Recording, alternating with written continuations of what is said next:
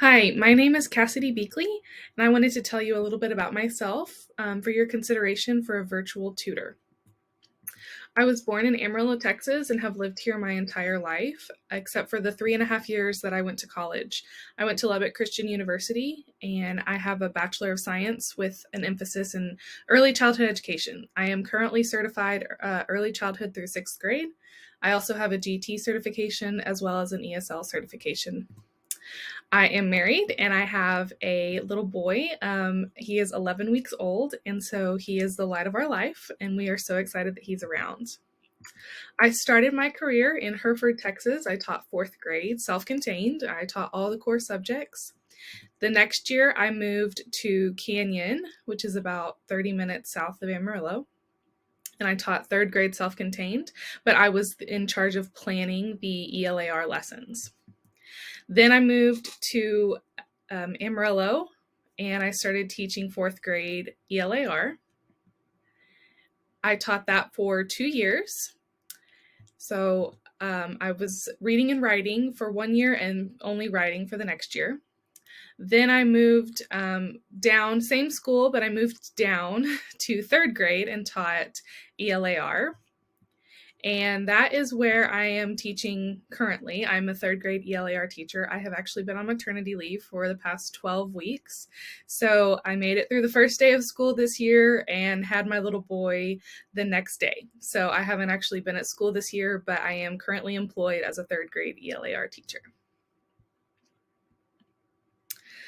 My virtual learning, I started using Google Classroom in 2019.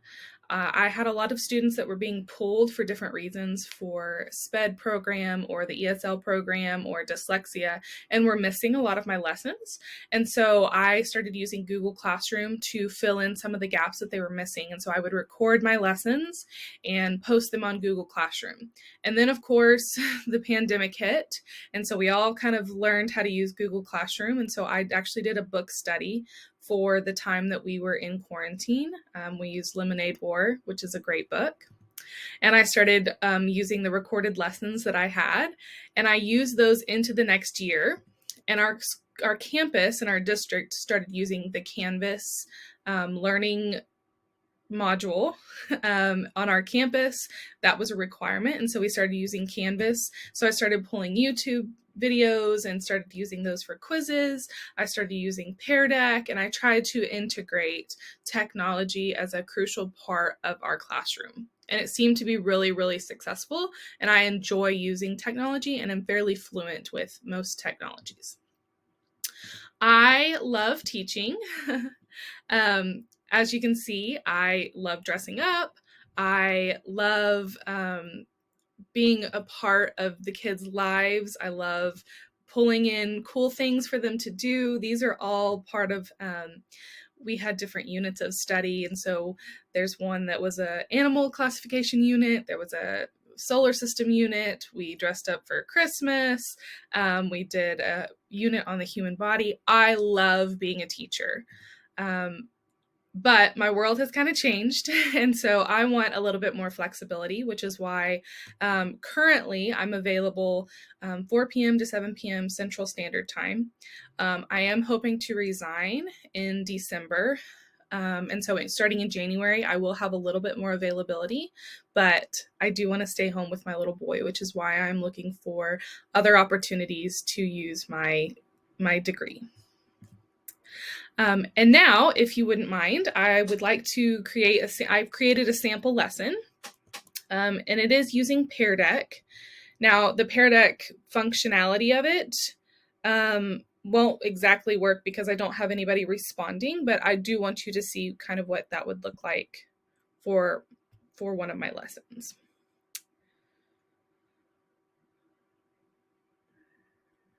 And this is a lesson. I do have these lessons as videos, and they are on my YouTube channel.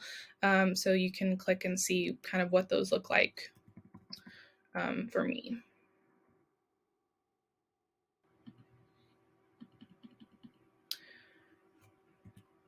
All right. Welcome to Sentence Boot Camp. I'm so glad that you are here. I'm hoping that we can run through just a quick review of complete sentences and what those look like and what those have to have. And so this will be the rundown of our sentence boot camp. We want to make sure we are good on simple sentences. We're going to review those today.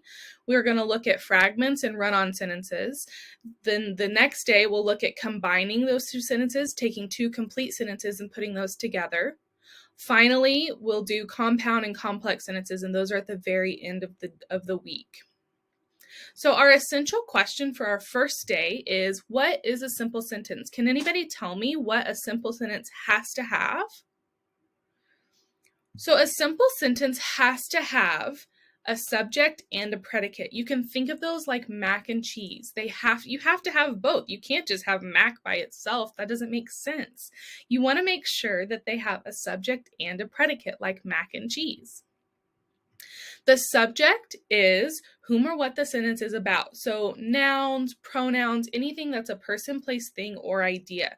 So for example, the boy ran through the yard. Who ran through the yard? The boy. The boy is our subject.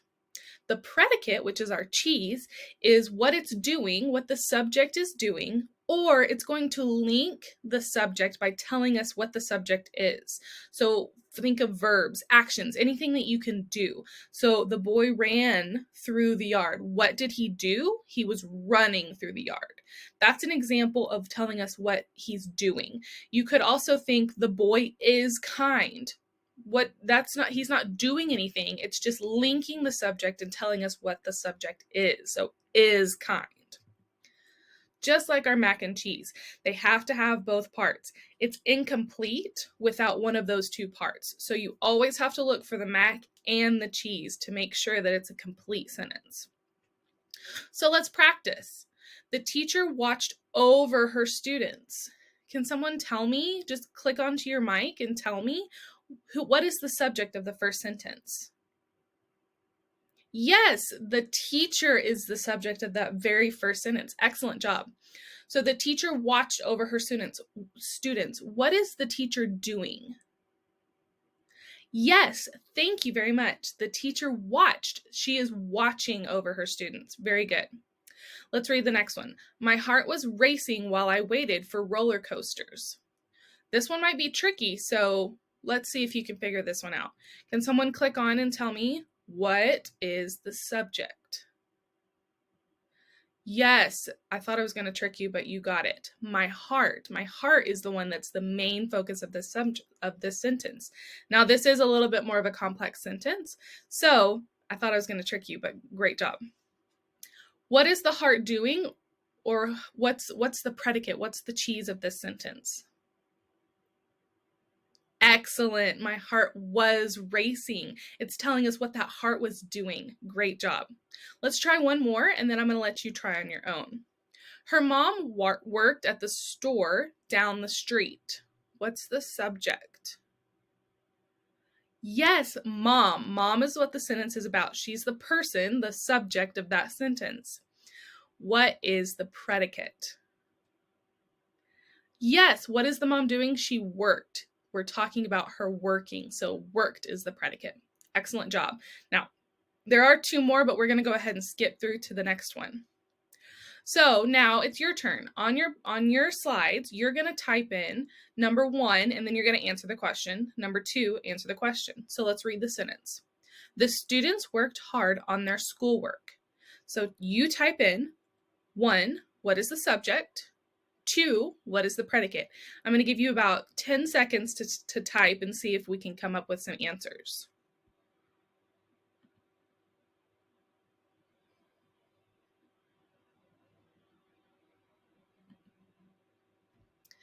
Excellent job. The students is our subject, worked is our predicate. Excellent. All right, let's try another one. Texans love their state for its beautiful wildflowers and unique cities. Again, now you're going to type 1, what is the subject? 2, what is the predicate?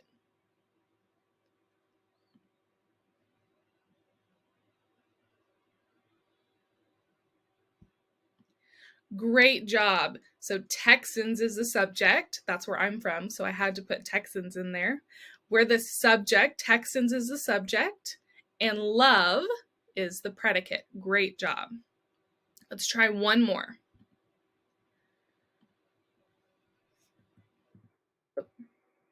The smell of corn dogs, tacos, and popcorn greeted us as we walked through the front gates of the fair. What is the subject and what is the predicate?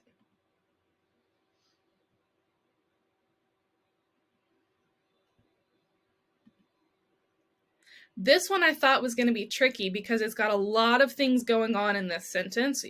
I thought I was going to trick you with corn dogs, tacos, and popcorn, but you got it. The smell is the subject. It's not talking about the corn dogs. It's not talking about the tacos. It's not talking about the popcorn. It's talking about the smell of those things. And what is the predicate? Greeted, the smell greeted. So the two things have to match. We're not talking about the smell as it's walking. That doesn't make sense. We're talking about the smell greeted. Great job. So let's review. What is a simple sentence? It has to have two things. Can someone click on and tell us what two things every simple sentence has to have? Great, a subject and a predicate. Now, it can have other things. It can have adjectives and adverbs, and it can make it more exciting. But to be a simple sentence, it has to have a subject and a predicate. Great job. It just has to make sense, like our mac and cheese. So that's the end of our day one. Our next day, we're going to talk about some more, how do we make our sentences more exciting and combine things and make compound subjects and compound verbs. So I hope to see you again tomorrow. Great job, everyone.